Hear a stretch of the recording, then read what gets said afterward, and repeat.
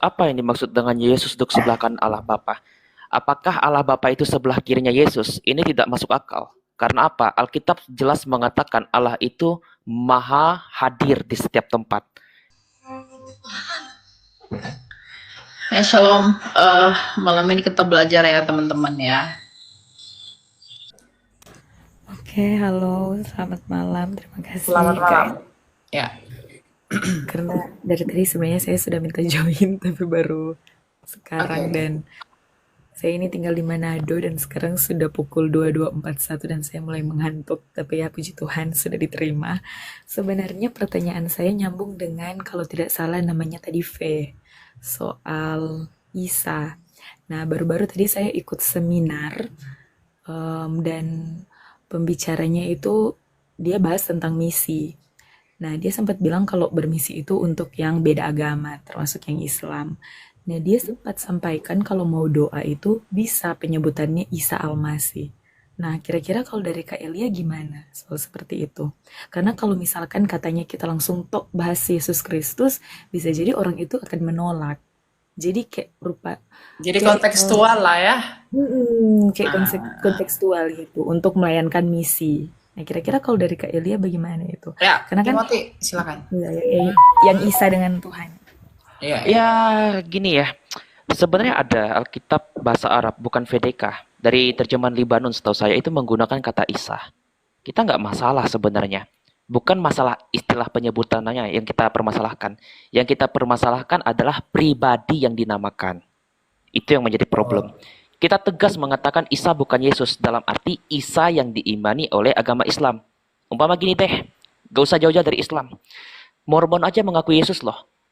Tapi kita percaya nggak Yesus Mormon itu sama dengan Yesus iman Kristen yang sejati? Tidak. Padahal Yesus yang diyakini Mormon apa? Itu saudara kembarnya Lucifer. Emang kita meyakini itu? Kita tolak. Itu adalah Yesus yang lain yang dikatakan Rasul Paulus. Berhati-hatilah terhadap mereka yang mengajarkan Yesus yang lain. Bahkan Injil yang lain pun kalau diajarkan terkutuklah dia. Galatia 1 ayat 6 dan ayat 9. Nah, jadi kalau kita di sini harus tahu dulu konteksnya. Kalau saya, Mas Elia dan kawan-kawan lain sudah tahu penolakan kami ketika mengatakan Yesus bukanlah Isa. Dalam arti, pribadi yang kita imani Yesus Kristus itu bukanlah pribadi Nabi Isa yang diyakini oleh saudara kita yang munculnya pada abad ke-7 Masehi. Gitu ya. Ya, saya rasa seperti itu sih. Ya, jadi kalau misalnya masalah kita boleh berdoa menggunakan nama Isa, lalu kita berdoa, tetapi hati kita dan mereka kita tuntun kepada pribadi yang ada di dalam Alkitab, silahkan.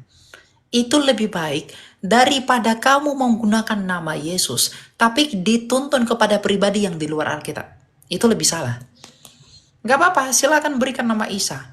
Isa itu kan penyebutan orang-orang Syria, Syria Timur. Dari nama Yunani Kristus, Yesus. Ya, tambah s sufiks s itu untuk menandakan dia itu maskulin.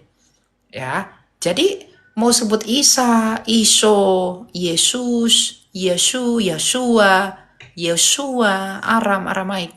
Silahkan, tapi harus tetap pada pribadi yang ada di dalam Alkitab.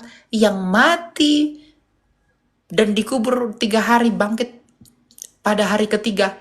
Ingat ya, mati dan bangkit. Kalau dia dikatakan tidak matilah, disurupakanlah banyak sekali cengcong-cengcongnya. Jangan percaya. Ya, bawa dia kepada Isa, Yesus yang mati dan bangkit. Karena tanpa kebangkitan sia-sialah kepercayaanmu, kata Rasul Paulus. Karena kebangkitan itu berkat yang Tuhan janjikan kepada Abraham.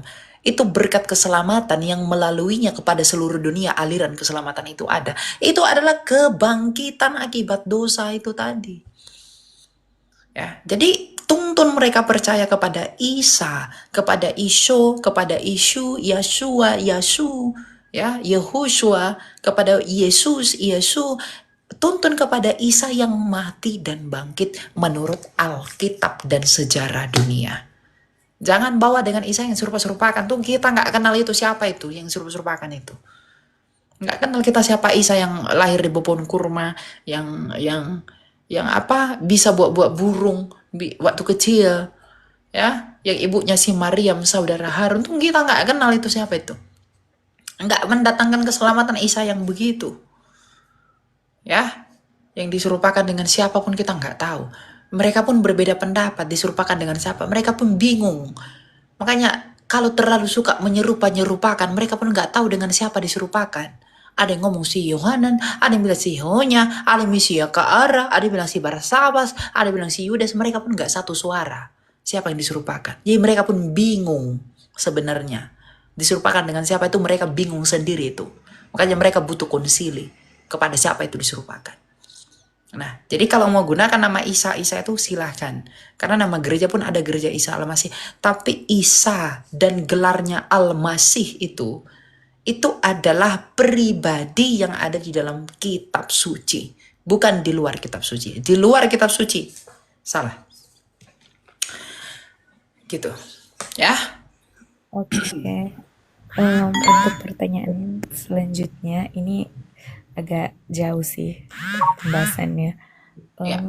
Saya sebenarnya sudah agak paham mengenai zaman intertestamen, zaman antara perjanjian lama dan perjanjian baru, tapi saya masih agak bingung untuk mau menunjukkan kalau sebenarnya di situ Allah juga masih bekerja begitu. Kan itu biasanya disebut masa Allah diam begitu. Karena dia tidak menyampaikan firman ke nabi-nabi dan sebagainya. Tapi saya agak bingung untuk menjelaskan bagaimana pemeliharaan Allah begitu. Saya hanya terbatas di mengatakan kalau oh itu pemerintahannya, politiknya, segala sesuatu di kekaisaran dan sebagainya itu masih berjalan. Tapi saya agak bingung juga, seperti tidak ada dasar untuk menjelaskan mengenai pemeliharaan Allah di masa 400 tahun itu. Kira-kira kalau dari Kak Elia ada tambahan mengenai masa intertestamen? Ya, mungkin nanti ditambah ya sama Pester masalah intertestamen. Sebenarnya gini, dasarnya kita lihat ya di dalam Galatia 4 ayat 4 sampai 5. Ini secara teologis ya. Tetapi setelah genap waktunya, maka Allah mengutus anaknya yang lahir dari seorang perempuan dan takluk kepada hukum Taurat. Ia diutus untuk menebus mereka yang takluk kepada hukum Taurat supaya kita diterima menjadi anak. Ya. Uniknya begini, selama 400 tahun keheningan itu, banyak nubuatan Alkitab yang dipenuhi dan digenapi. Ya, misalnya nubuatan Daniel tentang kerajaan yang akan datang yang mirip dengan kerajaan Yunani dan Romawi yang mengambil tanah, yang mengambil alih Israel. Makanya ketika Kristus lahir ke tanah Israel, Yesus Kristus lahir di Bethlehem, itu Israel itu sudah dikuasai Romawi. Yang dilihat oleh Daniel di Daniel 7 dan 9, itu digenapi dalam waktu masa 400 tahun itu. Dari mana kita ketahui? Ketika Kristus memulai perjanjian baru, Romawi langsung berkuasa di sana dan bahasa Yunani menjadi lingua franca. Ya, di zaman itu. Ya, lalu mengenai peristiwa-peristiwa apa? Penajisan bait suci oleh Antiochus Epiphanes dari tahun 168 sebelum Masehi itu ada di dalam 1 Makabe dan 2 Makabe, zamannya Yudas Makabe, yang disebut oleh orang Israel itu sebagai Mesias mereka. Ya. Dan yang paling penting adalah Septuaginta sudah selesai. Septuaginta itu sudah rampung. Jadi nggak ada istilah ini dipalsukan lah, itu dipalsukan. Septuaginta itu sudah selesai 3 abad sebelum Yesus lahir. Ya, itu diterjemahkan naskah leksikon, itu diterjemahkan oleh 72. Nanti kita bisa tahu di Sefaria, nama-nama 72 Rabi Yahudi itu yang yang menerjemahkan naskah dari Proto Hebrew kepada naskah Yunani di Mesir sekarang, di Alexandria. Ya. Dan Septuaginta dipakai Kristus, dipakai para rasul. Kalau itu berubah-ubah, Yesus Kristus tidak mengutip narasi Septuagint. Para rasul tidak mengutip narasi Septuagint. Ya, jadi Tuhan tetap memelihara selama 400 tahun itu. 100 tahun pertama Septuaginta selesai. 300 tahun berikutnya mereka udah pegang Septuagint. Tahun 168 abad kedua sebelum Masehi, Antiochus sejarah bait suci najiskan. Itu menggenapi penglihatan Daniel 7 dan 9. Ya. Kemudian penguasa Romawi yang bertanduk 7, berkepala bertanduk 7, bermahkota 10 itu digenapi di dalam masa Intertestament itu. Tapi naskahnya kan sudah selesai duluan, sudah valid duluan. Makanya naskah yang sama itu dikutip oleh para rasul dan Yesus sendiri, dan itu digunakan dalam sinagogen. Gitu. Ya, siapa namamu? Iya, nama saya Giselle. Terima kasih. Terakhir ya mengenai Calvinis. Ya, Saya masih agak bingung juga mengenai Calvinis ini. Saya gerejanya Gemim dan setahu saya ikut alirannya atau ajarannya Calvinis, dan dia itu tipe orang yang sangat terstruktur dan apa ya, jadi kayak ada tata ibadahnya dan sebagainya. Tapi saya butuh pencerahan mengenai Calvinis ini. Kira-kira kalau dari Kak Elia bagaimana? Dan apakah sampai sekarang itu masih apa ya, masih sesuai atau tidak begitu? ya. Pastor mau jawab atau Timothy silakan mengenai Calvinis. Ya, shalom Kak Heki. Tadi sebenarnya saya mau tambahkan untuk yang 400 tahun itu ya, Intertestament itu tadi. Tadi sudah dijelaskan Elia pula ya. Saya tambahkan begini tentang yang Intertestament. Adalah menarik. Waktu setelah dari zaman Yusuf, bangsa Israel itu dijajah oleh Mesir sekitar 400 tahun. Lalu setelah Nabi Maleaki, juga ada yang disebut 400 tahun. Ada sesuatu dengan masa 400 itu. Kira-kira 1500 tahun sebelum dari masa 400 tahun itu, itulah zaman penjajahan oleh Mesir atas Israel. Jadi 400 itu ada makna di dalamnya adalah apa? Gematria tentang adanya karya keselamatan. Karena itu dikatakan Musa sebagai tokoh pembebas atas perbudakan dari politik. Tuhan Yesus menggenapi untuk penebusan atau melepaskan manusia dari perbudakan dari dosa. Sebelum Nabi Maleaki, jadi yang Anda tanyakan ini kan dari Maleaki ke zamannya Tuhan Yesus itu kurang lebih ada masa 400 tahun diam. Seakan-akan tidak ada Nabi di antara itu, seakan-akan Allah tidak berbicara kepada siapapun dan tidak ada tulisan apapun untuk hal itu. Ini yang sering ditanyakan. Maka harus mengerti makna kedalamannya. Bahwa 400 itu berbicara tentang penggenapan dari keselamatan. Sebelum masa Maleaki, 100 tahun sebelumnya, kalau kita urut ya dari lebih awal lagi, saat kerajaan Israel terpecah jadi utara dan selatan. Nah, karena Salomo menikah dengan banyak orang dan mengikuti berhala-berhala dari para istri-istrinya, maka Allah tidak berkenan. Sehingga dia tidak lagi diperkenan untuk mendapat keutuhan kerajaan itu. Karena itu lantas Yerobeam diperkenan oleh Allah untuk membawa 10 suku ke utara. Tetapi kemudian karena itulah namanya kerajaan Israel yang di utara.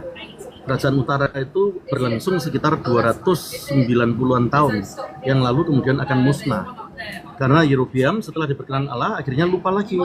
Karena dia mendirikan menganggap yang ilahi nusul jadi benda mati dan menyuruh umatnya untuk bersembayang menghadap ke satu kota.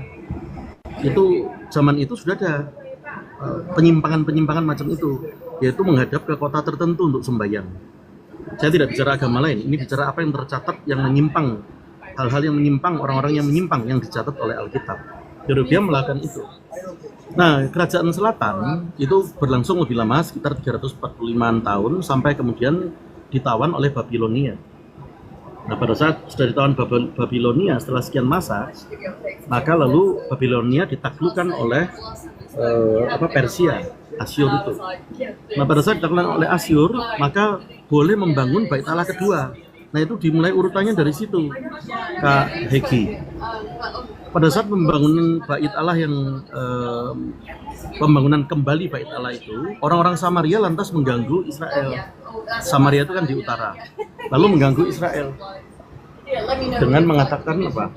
Kami mau turut membangun, tetapi tidak diperkenan oleh orang Israel, sehingga mereka melapor kepada raja Asyur saat itu, raja Persia tepatnya pada saat itu, sehingga pembangunan itu dihentikan. Nah, pada saat dihentikan, orang-orang Israel lupa enak-enakan makan minum, membangun untuk dirinya sendiri, rumah-rumah pribadinya sendiri.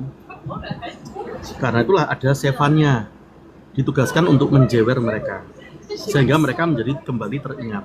Setelah teringat, singkat cerita mereka membangun bait Allah itu kembali, mereka bersukacita. Setelah membangun kembali bait Allah, ada masa 100 tahun di mana anak-anaknya generasi berikutnya, generasi milenialnya saat itu, ibaratnya begitu, sudah merasa bait Allah sudah terbangun, lalu mereka keenaan, sehingga sembarangan waktu melakukan persembahan itu. Jadi waktu melakukan korban bakaran, mereka sembarangan aja, tidak yang sempurna, tidak yang bercacat celah, melainkan yang bercacat celah yang mereka korbankan. Karena itulah Maleakhi lalu ditugaskan untuk menjewer mereka. Karena itu kitab terakhir itu dari Maleakhi. Setelah ditegur oleh Maleakhi, maka akhirnya bangsa itu menjadi ingat kembali. Dan sampai untuk pemenuhan seperti 1500 tahun sebelumnya, yaitu ada masa 400 tahun, di mana ada angka 400 itu menuju kepada gematria keselamatan, di mana Musa membawa kepada keselamatan untuk perbudakan dari penjajahan. Tuhan Yesus lebih tinggi, membawa kemerdekaan dari perbudakan dosa. Itu arti kedalaman dari 400 tahun itu. Itu Kak Egi ya. Tentang Calvinis sendiri, begini, ini kan di ruang publik ya, tentu orang Kristen terlalu pintar untuk bisa dipecah belah. Kadang ada polemikus mau memecah belah. Kalian Calvinis atau bukan, alirannya banyak, ayo berantem yuk. Dua hal yang dilontarkan untuk berusaha menghancurkan kekristenan. Pertama adalah politik divide et impera. Yang kedua adalah narsistik, penyakit narsistik. Nah, karena itu kekristenan terlalu pintar untuk bisa dipecah belah seperti itu. Jadi mau yang manapun tidak apa-apa. Itu berbeda-beda anggota tubuh saja, tapi tetap satu rumah tangga. Rumah tangga. Kalau dalam kehidupan rumah tangga kita ada suami istri, ada anak-anak, antar kamar aja bisa berbeda, tetapi tetap satu rumah tangga. Calvin kan baru tahun 1500-an, sedangkan Tuhan Yesus kan jauh dari sebelumnya, bahkan dari sebelum dunia ada. Yohanes 8 ayat 23, Tuhan Yesus mengatakan aku dari atas. Yohanes 17 ayat 5, Tuhan Yesus mengatakan sebelum dunia ada, aku sudah ada. Jadi jangan kita di ruang publik lalu misalnya, tentu bukan Anda, tetapi orang lain misalnya mengolok-olok Kristenan, kok alirannya banyak, yuk berantem, baptis itu perci atau selam, berantem yuk, nanti antara yang selam, yuk iseng yuk, kita berantem lagi. Nah, tidak perlu, terlalu pintar kekristenan untuk bisa dipecah belah. Itu Kak Heki, Elia demikian, karena di outdoor. Demikian Elia. Oke, ya gitu ya, Heji ya. Jadi sebenarnya sah-sah saja sih pandangan Calvin, Arminian, apa segala macam, silahkan saja dengan pandangan teologi Anda. Gitu. Yang penting orang Kristen tuh harus berbuah yang benar di dalam Kristus yang benar, pokok anggur yang benar. Gitu ya. Siapa? Heisi. Oke, terima kasih. Nanti Oke, saya join ya. live selanjutnya.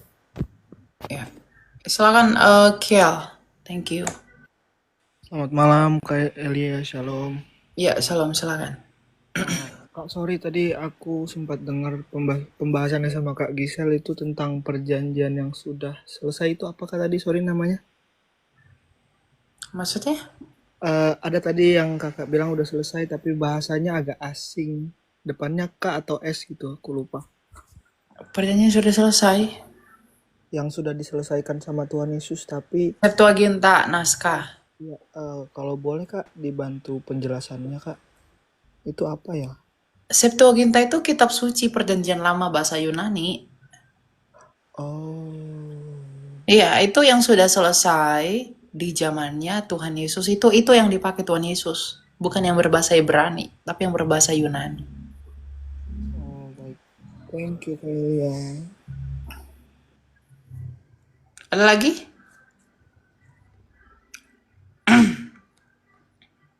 Halo? Cukup.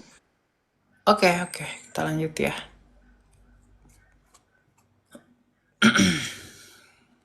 Ya, selagi Kak Ila lagi ini ya narik yang lain, saya boleh nggak nanya sama Pastor Cipto sebentar? Ya, silakan. Pastor, saya mau nanya ini rencana apa seri pengajaran Pak Bambang kapan lagi ya akan diadakan?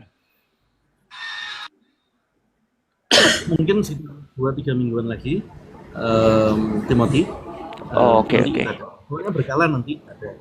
Nanti tolong Tapi informasikan kan sama saya jangan lagi ya. sama-sama sibuk. Tentu, Timothy. Oke oke oke Ya, siap. Oke siap siap. Terima kasih Pastor. Ya. Oke. Silakan Ricky. Selamat malam. Silakan. Halo. Buka mikrofon, brother. Shalom, selamat malam. Iya, selamat malam. Silakan.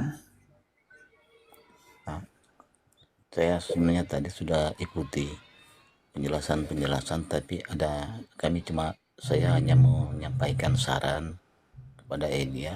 Apakah Elia ada eh, bisa mencatat atau menulis sebuah buku penjelasan semuanya ini agar kami boleh mengerti?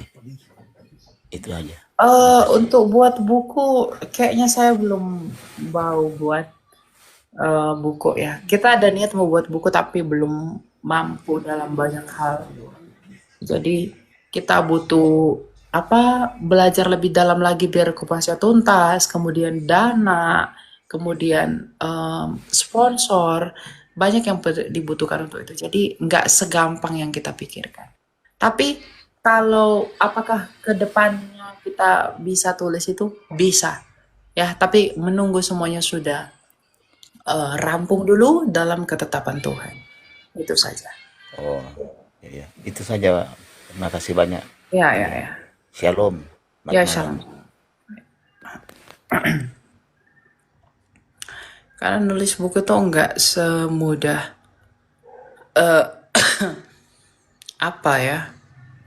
cari kelereng. Di hadapanmu aku ini Tuhan.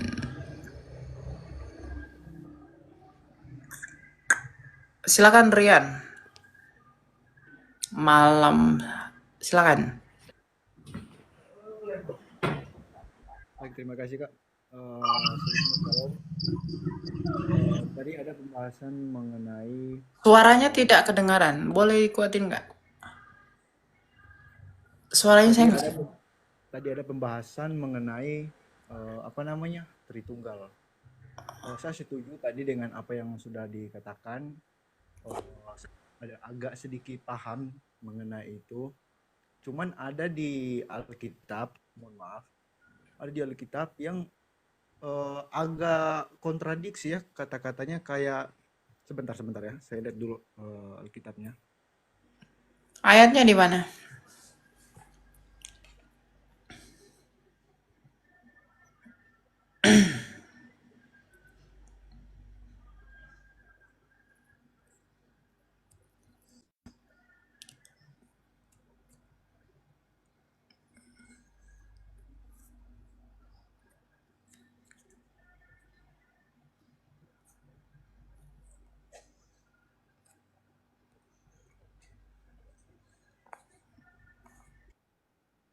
Terjadi nanti kamu akan keluar Ryan. Iya. Kalau bisa narasi yang kamu dengar lah dari salah satu ayat Alkitab itu, siapa tahu nanti kami bisa bantu carikan. Markus ada di Markus. Markus berapa? Markus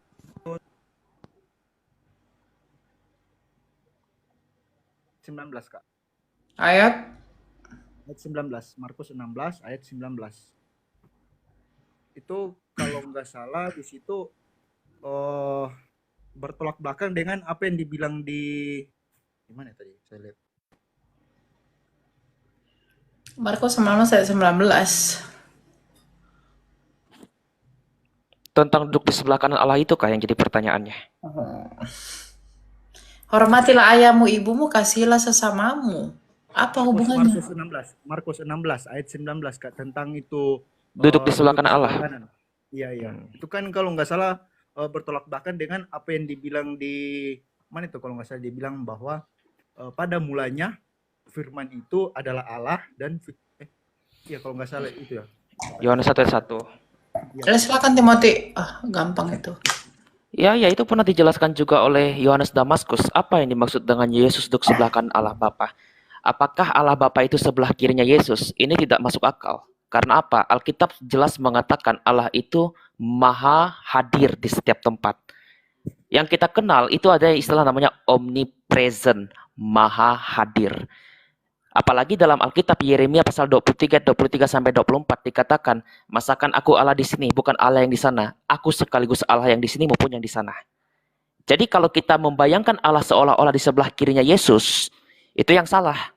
Karena Alkitab mengatakan Yesus duduk sebelah kanan Allah, itu jangan diartikan sama seperti kanan bagi kita duduk sampingnya, umpamanya saya duduk di sebelah kanannya Mas Elia. Nggak seperti itu ketika Yesus berada di sebelah Allah, di sebelah kanan Allah.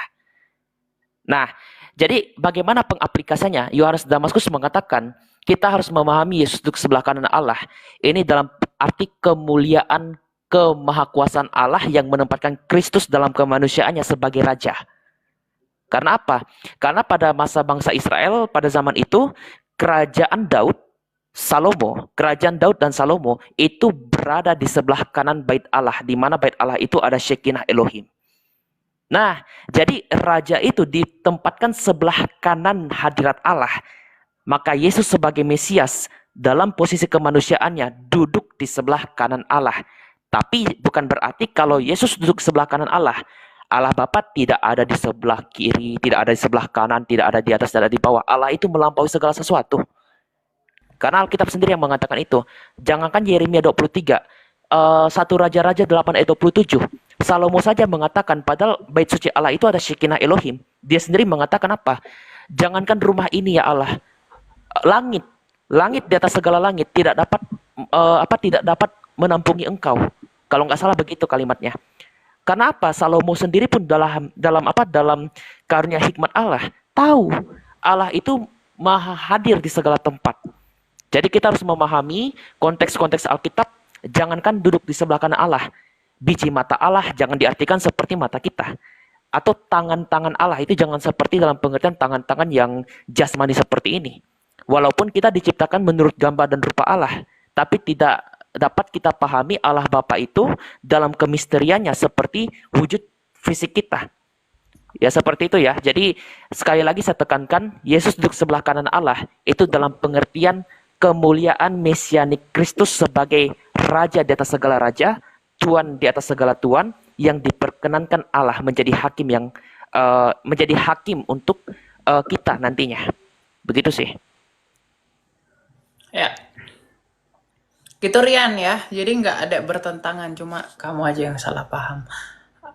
Menafsirkan Alkitab itu baca itu bukan seperti kita orang Indonesia membacanya dan memahami secara literal, tapi harus dengan budaya Yahudi. Jadi sebelah kanan itu artinya kemuliaan dan kepercayaan. Tangan kanan itu arti kepercayaan ya. Jadi kalau sebelah kanan itu artinya duduk di sebelah kanan itu artinya kemuliaan yang diperoleh. Jadi duduk di sebelah kanan Allah Sang Bapa artinya adalah Kristus mendapatkan kemuliaan yang tertinggi dari Bapa dalam kerajaan surga. Karena dia pernah direndahkan dan ketika dia naik dia ditinggikan oleh Bapanya sendiri. Itu untuk menggenapi, ya Bapa permuliakanlah aku dengan kemuliaan yang kumiliki di hadiratmu sebelum dunia ini ada. Gitu. Ya. Jadi bukan seperti kamu dengan saya duduk berdua, bukan begitu. Allah itu roh. Tidak ada tempat duduk. Tuhan itu di atas tempat duduk tuh nggak ada. Tuhan itu tidak di dalam tempat. Dia omnipresent, memenuhi segala sesuatu. Makanya nanti di akhir zaman kita tidak akan melihat Sang Bapa, tapi kita melihat Yesus Kristus yang adalah firman-Nya Bapa yang telah menjadi manusia. kita nggak akan lihat Sang Bapa itu. Tetapi kita akan merasakan hadirat Sang Bapa. Karena cahaya kemuliaan Sang Bapa itu nanti yang akan menyinari langit bumi baru. Karena matahari udah nggak ada lagi. Gitu. Ya, Baik Kak, terima kasih. suaramu nggak ada bro. Baik Kak, terima kasih. Ya, Masih bisa bertanya Kak? Saya masih ada satu pertanyaan lagi Kak. ya silakan. Jadi pertanyaan kedua saya ini ada di kitab Ayub kalau nggak salah. Iya, di Ayub. Itu kalau nggak salah ada di ayat pertama itu, di Ayub pertama itu dia mendengar bahwa sebentar.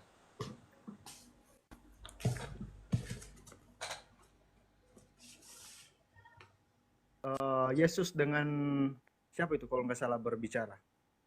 Tidak ada Yesus di Ayub. Yesus perjanjian baru, Ayub perjanjian lama.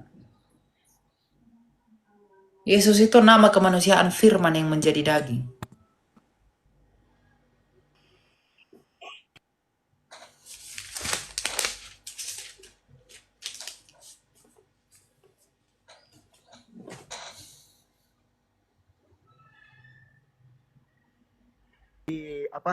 Di Ayub dia di situ tertulis bahwa Tuhan berbicara dengan iblis.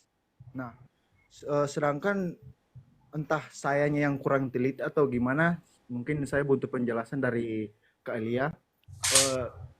Saya tidak menemukan bahwa itu Ayub itu dikasih apa namanya kayak Abraham gitu untuk bisa berbicara atau mendengar.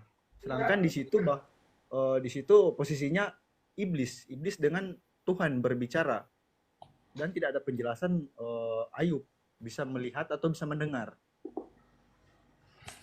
Ya, lalu? Pertanyaan saya, bisakah kakak Dari jelaskan? mana Ayub tahu itu begitu ya kira-kira ya? Ya. Itu kan ilham. Tuhan mengilhami mereka di dalam rohnya. Musa itu melihat perjanjian lama itu kan diilhami sama Allah. Makanya 2 Timotius 3 ayat 16 dikatakan, segala tulisan yang diilhamkan oleh Allah bermanfaat mengajar. Itu ilham Roh Kudus. Tapi meskipun demikian, ilham itu untuk hal-hal yang historis itu bisa dibuktikan. Tetapi untuk hal-hal yang metafisis seperti iblis berbicara dengan Tuhan, nah itu nggak bisa dibuktikan. Tetapi buah dari hal ini itu bisa dibuktikan apa? Akhirnya Ayub itu mengalami penderitaan yang amat sangat. Dia tidak akan menderita kalau Tuhan tidak berbicara dengan iblis di ayat pertama. Tapi buktinya Ayub menderita, artinya apa yang terjadi di ayat pertama itu sungguh-sungguh terjadi. Karena kausa prima ayat-ayat berikutnya itu adalah dari Ayub pertama mengenai kesalehan Ayub yang diuji. Jadi memang tuntunan Allah. Seperti Musa misalnya, perjalanan bangsa itu dicatat sekian-sekian, dia mengingat begitu-begitu rupa. Itu bisa dibuktiin nggak? Sampai sekarang bisa dibuktiin. Tapi dia nulis itu kan dari ilhamnya Allah, roh Allah yang mengilhami mereka. Sehingga mereka beroleh hikmat untuk menuliskan itu. Makanya dikatakan tulisan dalam pengertian grafe yang diilhamkan oleh Allah. Yaitu gitu.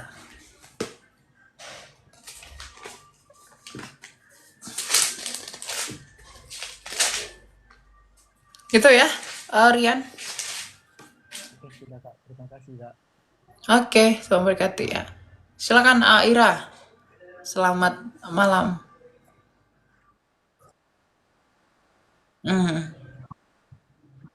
Saya dari Jawa Timur. Ada 2 pertanyaan, Kak. Yang pertama itu saya pernah tanya di chat, sudah dijelaskan sih, cuma kayaknya masih apa ya, bingung ya. Masih terlalu cepat kalau di chat. Tentang 144.000 orang itu. Kenapa itu menjadi pergumulan saya? Karena saya pernah dengar dari salah satu hamba Tuhan itu yang memang mengatakan meskipun kita beriman, tapi surga itu adalah tempat Maha Kudus yang menuntut kita itu harus benar-benar tidak boleh ada noda sedikit pun dosa untuk kita masuk ke ruang Maha Kudus seperti itu. Dan menurut kakak kan sudah dijelaskan kemarin, cuma mungkin saya ingin dengar langsung penjelasan kakak seperti apa tentang 144.000 yang terpilih itu seperti itu. Itu yang pertama kak, mungkin bisa dijawab dulu. Ya, silakan Timothy atau Pastor mengenai 144.000. Ya, itu Wahyu pasal 7 ya. Wahyu pasal 7 ayat yang keempat. Ini suatu statement yang dipakai saksi Yehuwa, bahkan di kalangan polemik menggunakan pandangan saksi Yehuwa ini seolah-olah surganya orang Kristen itu terbatas, hanya 144 orang, berbeda dengan agama kita yang meyakini surga itu untuk semua orang yang beriman kepada Tuhan. Tapi kalau kita lihat dalam Wahyu 7 ayat 4, ini konteksnya adalah untuk suku-suku Israel. Ya, di sini dikatakan bahwa ayat 4, dan aku mendengar jumlah mereka yang dimateraikan itu 144.000 yang telah dimateraikan dari semua suku keturunan Israel. Jadi ada hak khusus kepada bangsa Israel dulu. Karena Yesus pun mengatakan aku diutus untuk orang-orang Israel. Baru nantinya Kristus akan menjalankan misinya kepada seluruh bangsa, ya, kepada seluruh bangsa. Ayat 5 dikatakan dari suku Yehuda 12.000 yang dimateraikan, dari suku Ruben ada 12.000, Asyer 12.000, semuanya 12.000 sampai suku Benyamin. Tapi apakah hanya untuk Israel? Enggak, ada juga hak khusus untuk bangsa Goyim seperti kita, bangsa yang non-Israel. Ayat 9, kemudian daripada itu aku melihat sesungguhnya suatu kumpulan besar, orang banyak yang tidak dapat terhitung. Loh, ayat sebelumnya dikatakan dapat terhitung, 12.000 sampai 144. Kok ayat 9 dikatakan ada kumpulan besar yang tak terhitung? Ya, ini bukan mengacu kepada suku Israel. Ini mengacu kepada bangsa-bangsa Goyim yang telah mendapat terang Kristus, ya, yang telah mendapat terang Kristus dan menerima Kristus sebagai Mesias mereka, dan mereka dimateraikan juga. Jadi 144 itu adalah mengacu kepada suku-suku Israel secara keturunan. Ayat 9 untuk seluruh kumpulan besar itu, kumpulan orang besar itu mengacu kepada kita jika kita beriman sampai mati kepada Kristus. Gitu ya. Atau masih ada yang dibingungkan lagi dari ayat ini? Udah pas Silakan, gitu. Bu. Udah. Ya sudah kak. Jadi intinya kan maksudnya keselamatan itu kan untuk semua. Saya meyakini itu. Cuma kenapa ada hamba Tuhan yang sampai rasanya Untuk itu semua yang percaya kepada Kristus. Jangan pluralisme. Harus eksklusivisme. semua Ya. yang menerima Tuhan Yesus. Ya, Elia. Bentar. Siapa Kak? Siapa tadi? Kak Ira. Kak Iha. Kak Haneva ya? Kak Ira. Kak Ira, shalom Tuhan Yesus sayang Kak Ira. Jadi tadi sudah dijelaskan Timothy juga, sudah ditambahkan Elia ya, sudah sangat tepat itu. Saya tambahkan demikian. 144.000 itu bukan orangnya secara fisik 144.000 saja. Adalah menarik pada kalau kamu melihat cerita Musa itu dengan 12 pada saat masuk ke dalam bait kudus itu, lalu harus ada 70 tua-tua. Adalah menarik setelah 12 rasul itu juga ada 70 murid. Bukan kebetulan Tuhan Yesus memilih 12 dan memilih angka 70. Bukan cocokan, tetapi itu menunjukkan apa? Penggenapan dari kerasulan. Dalam iman kita tentu berbeda dengan iman lain, kita tidak molok yang lain. Istilah rasul dalam iman kita itu adalah mewakili kongregasi dari umat.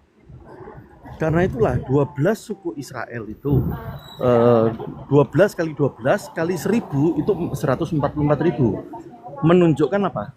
Kepenuhan seluruh jemaat. Jadi bukan 144.000 dipilih dari yang tua dikali orangnya 144.000, bukan itu.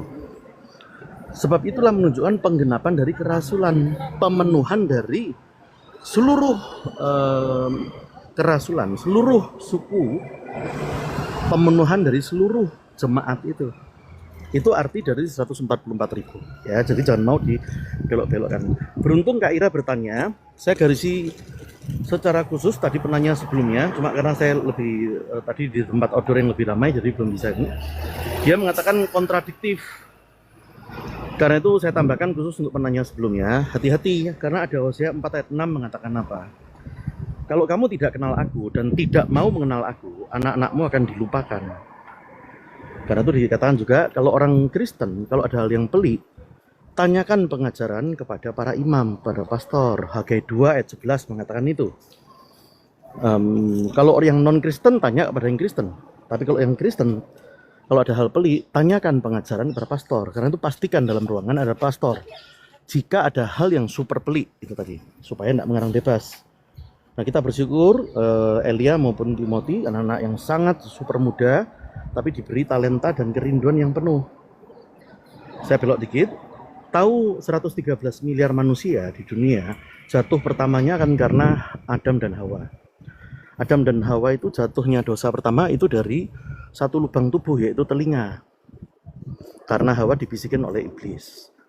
Karena itu, kalau mau menjaga tubuh kita tidak lagi jatuh dalam dosa, untuk menjaga hidup kita tidak jatuh menganggap Alkitab itu kontradiktif, maka sendengkan telinga kita.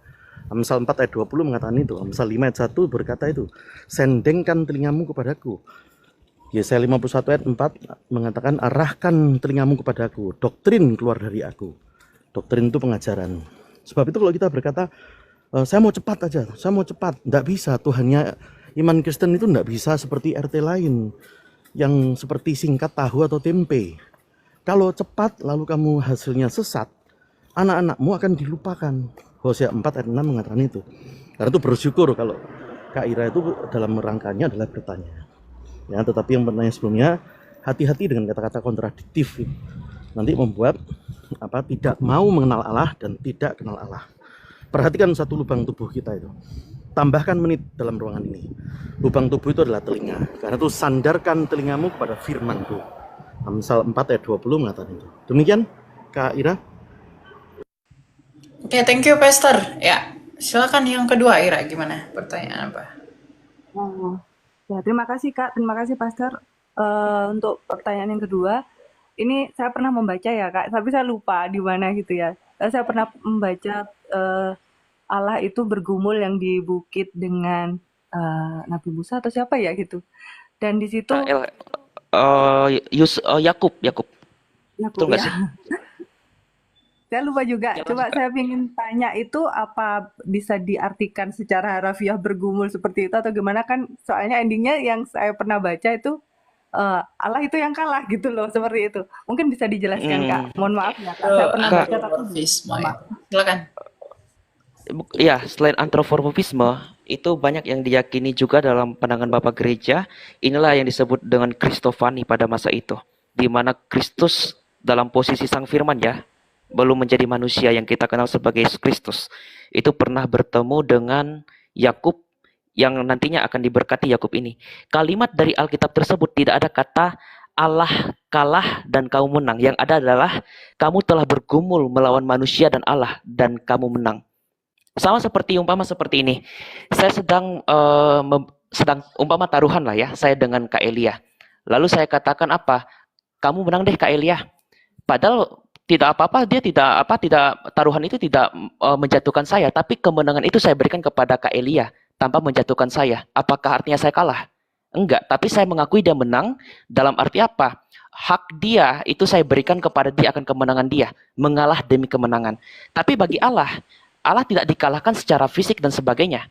Allah dalam posisi Kristofani itu ya. Karena dalam kitab Kejadian itu dikatakan waktu itu ketika Yakub sedang menahan supaya malaikat Tuhan, Malak Hashem itu pergi setelah dalam pertempuran itu Kristofani ini, sang Malak Hashem ini memukul pangkal pahanya Yakub. Tetapi dia tetap tegar untuk apa? Untuk mendapat berkat dari Malak Hashem. Makanya Allah dalam konteks malaikat Tuhan ini, dia mengatakan apa? Engkau telah bergumul melawan manusia dan melawan Allah, dan engkau menang. Tapi tidak ada kalimat engkau telah mengalahkan aku secara harafiah, seolah-olah Allah dibacok dan sebagainya. Karena ada figur di mana orang-orang mengejek seolah-olah Allah itu dikalahkan secara fisik. Padahal Allah mengakui otoritas kemenangan dia tanpa diharafiahkan Allah dikalahkan secara fisik. Sama seperti saya tadi mengatakan, Kak Elia kamu menang akan taruhan ini. Padahal Kak Elia tidak melakukan sesuatu hal yang fisik kepada saya atau menjatuhkan saya, tapi saya mengakui kemenangan dia atas otoritas saya. Betul. Nah, jadi perlu kita hati-hati memahami dari kalimat ayat tersebut. Nah, konteksnya apa? Konteksnya adalah ketika Yakub akan bertemu dengan Esau, yang waktu itu Yakub sendiri akan melawan posisi akan hak kesulungan itu ya, dan Yakub yang menang, dan kali ini dia akan menemui Esau kembali. Jadi Allah menegur dia supaya apa? Supaya dia dalam karunia Allah sendiri tidak mudah yang namanya itu down. Dalam arti dia tidak mudah menyerah begitu. Jadi ketika dia mau bergumul melawan manusia, dia harus bergumul dengan Allah dulu. Dalam cobaan ini dia harus bergumul dengan Allah dulu. Sehingga apa? Sehingga mental dia yang sempat ragu-ragu dan bimbang dapat ditegur oleh Allah dalam peristiwa itu. Ya gitu ya, memahami ayat tersebut. Ya. Gitu ya Ira ya. Ada lagi yang mau kamu tanya? Iya Kak, terima kasih untuk jawabannya untuk Kak Timothy. Sudah tidak ada Kak, cuma saya usul aja mungkin karena sepertinya banyak teman-teman yang punya pergumulan dan kita tidak mendapatkan tempat atau forum fasilitas di luar untuk kita bertanya seperti ini. Alangkah baiknya jika Kakak punya jadwal yang rutin gitu setiap hari karena saya setiap malam tuh pasti mencari live-nya Kak Elia dan teman-teman. gitu, Saya juga aduh. belajar. Saya juga kan pelayanan saya nggak hanya di TikTok ya. Saya juga anak kuliah, saya juga harus melayani offline. Pelayanan saya tiap minggu tuh pasti ada gitu. Jadi saya nggak bisa pastiin jadwal saya. Harus hari ini, hari itu tuh nggak bisa gitu. Ya kan ini saya usul aja. Ya, mudah-mudahan Ya diusahain ya. dari kesehatan selalu jadi bisa membantu Betul. teman-teman yang lain juga gitu. Semangat selalu Kak. Thank you, Terima thank you. kasih, God bless you. Ya, Tuhan berkati. Ya. Ya, silakan Harifah. Shalom. Baik, Bang Elia, shalom. Ya, shalom. Ada bertanya? Ada sedikit pertanyaan ini, Kak. Ya, silakan. Jadi terkait mengenai motivasi lah, Kak, secara rohani agar kita lebih mudah menjalani hari-hari, agar lebih semangat dalam hal-hal menjalankan aktivitas, terutama juga tentang firman, agar hati kita ini lebih terarah ke tentang Tuhan lah begitu Kak. Karena saya terus terang orang awam gitu kan, memang benar-benar tidak tahu banyak lah tentang Tuhan gitu Kak. Jadi masukkan aja mungkin Kak, begitu kira-kira Kak.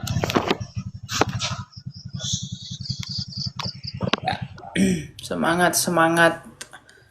Apa yang kamu butuhkan?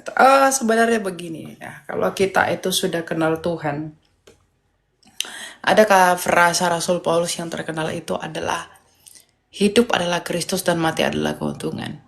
Dan Galatia 3:29 dikatakan, jikalau kamu adalah milik Kristus, maka kamu adalah keturunan Abraham dan kamu berhak menerima janji Allah di dalam Kristus itu.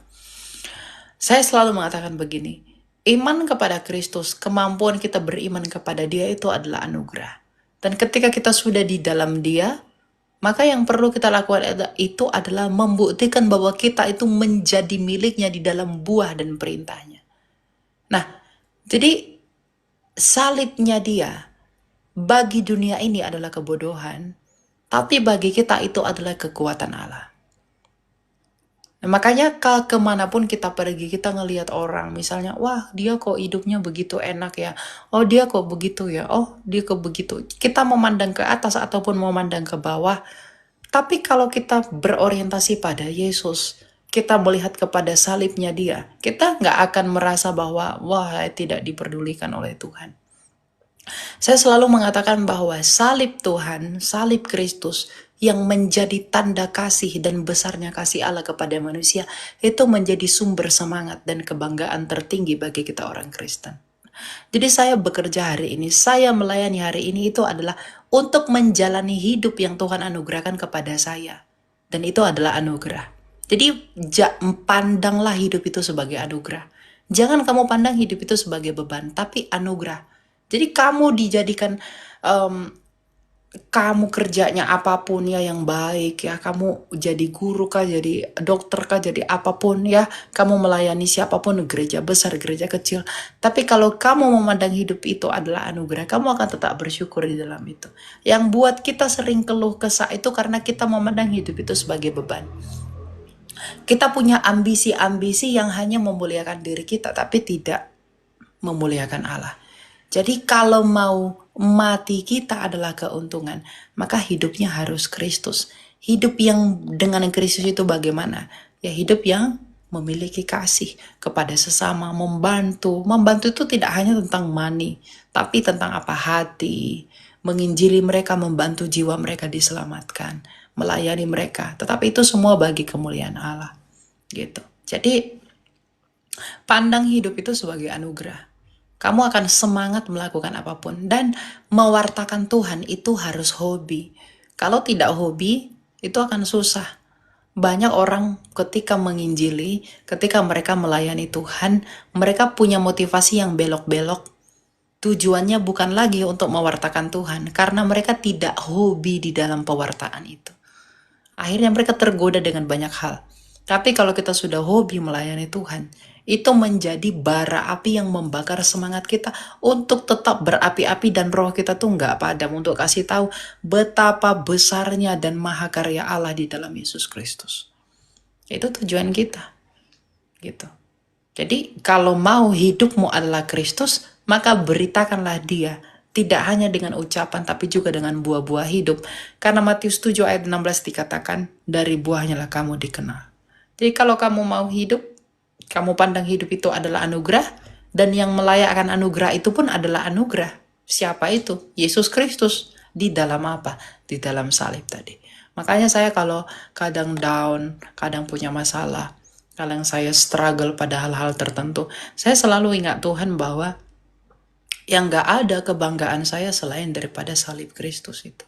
Itu yang jadi sumber semangat kita. Gitu. Kadang kita merasa sendiri bahwa gak ada yang manusia peduli sama saya. Manusia akan tinggalin kita. Manusia itu akan buang kita. Manusia akan lupakan kita. Tapi ada satu pribadi yang selalu senantiasa bersama-sama dengan kita.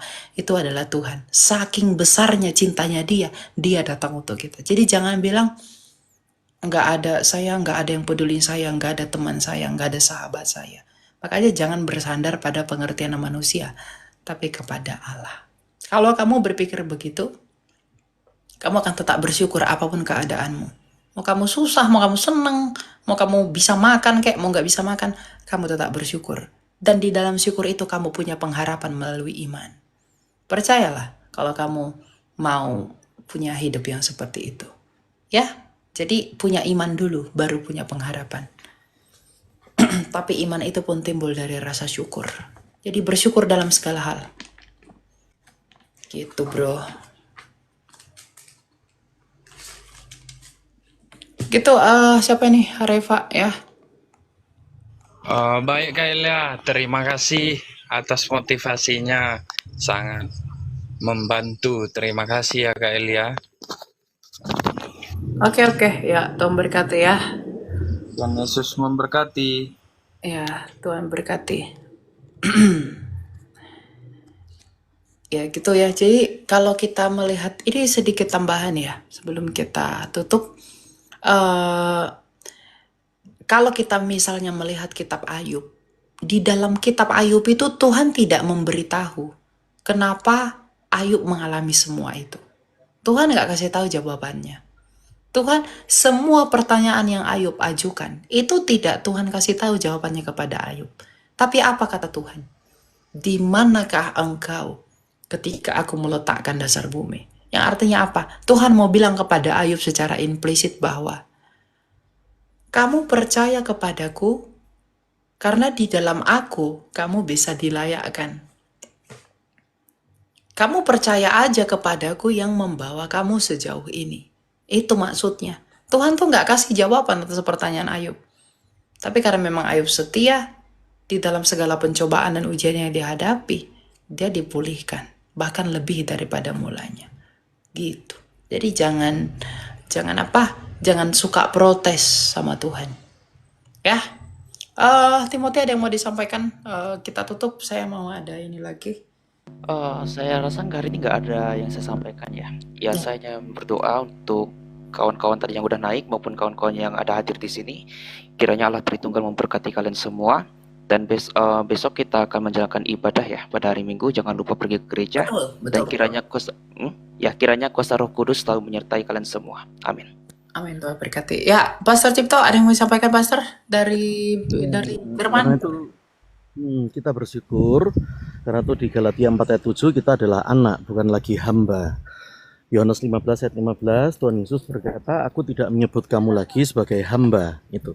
Jadi jangan bertindak tanduk seperti RT lain. Tidak perlu dahi kita sampai tertunduk-tunduk di lantai berbekas. Saya tidak bicara agama tertentu, tetapi itu apa penyimpangan-penyimpangan yang tercatat dalam Alkitab. Menghadap ke satu kota tertentu untuk sembahyang, kota Gilgal saat itu Yerobeam, juga Nebukadnezar pengikutnya diharuskan sampai kepada lantai. Kalau pertobatan yang didorong karena status sebagai hamba, maka statusnya lebih rendah daripada pertobatan yang didorong karena adanya cinta. Kita bukan hamba, kita adalah pewaris janji, kita adalah anak. Karena itu tidak boleh lagi berlaku seperti RT lain, hidup dengan kemengertian hanya sekedar sebagai hamba. Doa yang isinya meminta-minta dengan status sebagai hamba tidak akan terkabul. Doa yang melupakan kejadian 1 ayat 26 bahwa kita diciptakan serupa dengan gambar dan rupa dari Elohim kita, sehingga doanya cuma berisi meminta-minta, maka tidak terkabul. Doa yang memandang diri kita hanya berhenti sebagai hamba tidak akan terkabul. Karena itu Tuhan Yesus berkata, aku tidak menyebut kamu lagi sebagai hamba. Tambahkan menit termasuk dalam ruangan Elia ini luar biasa. Karena itu sandarkan telingamu kepada firmanku. Gitu. Tadi Kak siapa? Ira sebelumnya ada jadwal tetap untuk Elia atau apa? Nah, mungkin Elia masih banyak juga kan kegiatan, tapi dukung, subscribe. Mungkin kalau Elia sudah bikin subscription juga ya. Itu apa? Tap apa itu? Kopi seru. Elia minum kopi nggak? Nggak tahu.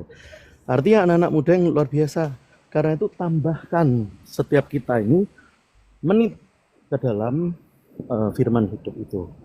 Amsal 4 ayat 20 mengatakan itu. Amsal 5 ayat 1 mengatakan itu. Kakak yang sebelumnya tadi, yang barusan berkata, tolong diberi motivasi. Singkat saja satu. Yaitu, kita menjadi apa? Suatu hari bisa tidak berwujud di bumi setelah punya cucu atau punya cicit. Garam itu kan tidak ada wujudnya.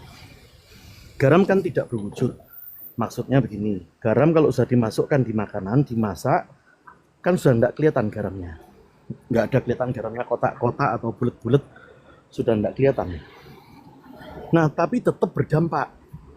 Jadilah orang yang saat sudah tidak berwujud, tetap berdampak. Karena itu dikatakan kita menjadi garam. Setelah kita punya cicit, mungkin Anda sudah tidak ada wujudnya di bumi. Kecuali kalau kita juga diperkenan semua mendapat rapture, amin. Tapi umumnya manusia, mungkin kalau sudah punya cicit, tidak ada wujudnya lagi di bumi.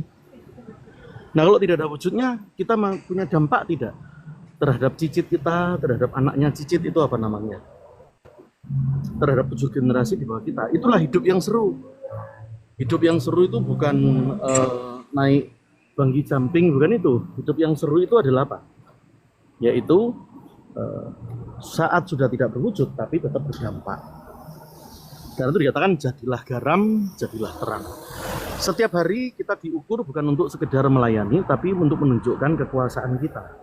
Kekuasaan bukan karena gagah, kuat, ganteng, jelek, cantik, kurus, gendutnya kita. Kekuasaan karena adanya cinta. Pertobatan bukan karena ketakutan. Pertobatan karena ada cinta. Karena itulah namanya menjadi anak. Anak kalau kepada orang tua menengadah ke atas, berlari memeluk. Karena itu isi hidup kita dengan mengerti, bukan lagi seperti RT lain, sekedar sebagai hamba. Terpujilah Tuhan Yesus.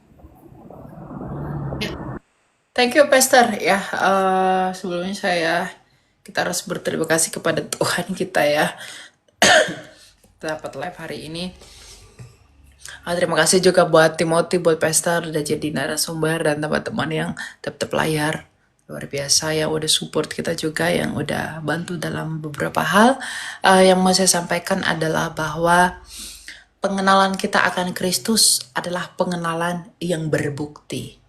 Kita tidak akan mungkin mengaku kita mengenal Allah yang benar kalau buah-buah hidup kita nggak benar. Kita nggak mungkin mengaku kita mengenal Yesus yang penuh kasih kalau kita tidak juga mengasihi orang lain. Ya, masalah orang yang merasa tidak layak datang ke hadapan Tuhan. Yesus Kristus itu adalah tabib, pribadi yang datang untuk mengobati orang sakit. Kita semua sakit. Kita semua tuh orang berdosa. Kita begitu kotor, kita begitu hina, kita begitu najis. Ya, apalah kita ini di hadapan Tuhan, tuh nggak ada. Tetapi di dalam hal itulah kita berbangga bahwa apa? Di dalam ketidaklayakan kita itu ada pribadi terbesar di alam semesta ini yang masih berusaha melayakkan kita dengan caranya di dalam Yesus Kristus. Nah, ketika kita bisa percaya kepada Yesus secara rohania itu, kita harusnya bangga luar biasa bahwa kita yang bukan apa-apa, kita yang bukan siapa-siapa, kita yang bukan seperti apa, ini masih diperhitungkan di hadapan Tuhan semesta alam di dalam caranya. Dan bersyukurnya kita sebagai orang Kristen, kita bisa mengerti dan kita bisa menyambut kasih karunia itu di dalam cara yang ilahi itu. Ya, jadi kalau kamu adalah orang Kristen, maka bersungguh-sungguhlah ya di dalam, jangan mau meninggalkan Kristus demi apapun. Saya kemarin dapat kabar beberapa orang Kristen itu tinggalin imannya hanya karena jabatan, hanya karena uang dan banyak hal, dan saya menyayangkan itu. Dan bagi kamu yang sudah ninggalin Yesus, kamu kembali kepada Tuhan. Dia masih membuka tangannya lebar bagi kamu. Sama seperti orang Israel yang beberapa kali meninggalkan dia. Tetapi Tuhan masih tetap membuka hatinya bagi mereka. Nah, kalau kamu udah tinggalin Yesus, kalau kamu mau kembali lagi kepada Tuhan Yesus, datanglah. Gak usah takut kamu bakal diapa-apain. No. Kalau Tuhan bilang kamu harus melakukan ini, kamu harus lakukan itu. Kalau Tuhan bilang enggak, ya maka jangan. Gitu ya. Jadi di dalam Tuhan, seperti kata Pastor Cipto tadi, percaya Tuhan itu bukan karena kita dihantui ketakutan, tapi karena kecintaan kita kepada Tuhan. Karena alasan Tuhan menyatakan dirinya di dalam Yesus, itu adalah karena cintanya, maka kita pun harus beriman kepada dia oleh karena cinta juga. Cinta dibalas dengan cinta, bukan cinta oleh karena ketakutan. Karena cinta Tuhan itu mendidik dan mengajar kita. Gitu ya, jadi thank you, kita bertemu lagi kesempatan berikutnya besok atau kapan-kapan ya. Thank you Pastor, thank you Timothy, God bless. God bless, thank you juga Kak Elia. Ya. Thank you Pastor Cipto. Bye. Izin turun ya. Shalom semua. Salam.